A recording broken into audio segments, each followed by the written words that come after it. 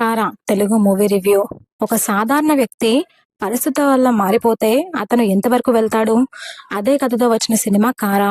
ఈ సినిమా ఒక action emotional drama. కథ మొత్తం ఒక సాధారణ వ్యక్తి జీవితంలో జరిగిన సంఘటనల చుట్టూ తిరుగుతూ ఉంటుంది. ఆ సంఘటనలు అతని జీవితాన్ని పూర్తిగా మార్చేస్తాయి.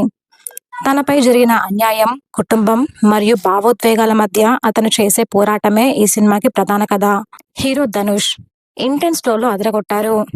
ఎమోషనల్ మరియు యాక్షన్ సీన్స్ రెండిట్లోనూ తన యాక్టింగ్తో సినిమాకి ప్రాణం పోసారని చెప్పొచ్చు. స్క్రీన్ ప్రెసెన్స్ చాలా స్ట్రాంగ్గా ఉంది. హీరోయిన్ క్యారెక్టర్ కథకి ఎమోషనల్ టచ్ ఇస్తుంది. హీరోతో కెమిస్ట్రీ కూడా ఓకే అనిపించే విధంగా ఉంది. విలన్ క్యారెక్టర్ కథలో కాన్ఫ్లిక్ట్ ను బలంగా చూపిస్తుంది. ఈ సినిమాలో ప్లస్ పాయింట్స్ ఏంటి అంటే Dhanush performance, emotional elements, action scenes, background music. మరి ఈ సినిమాలో మైనస్ పాయింట్స్ ఏంటి అంటే కథ కొంచెం ప్రిడిక్టబుల్, సెకండ్ హాఫ్ కొంచెం స్లోగా సాగినట్టు అనిపిస్తుంది, కొత్తదనం తక్కువగా ఉండడం. మొత్తానికి కారా ఒక యాక్షన్ ఎమోషనల్ డ్రామా.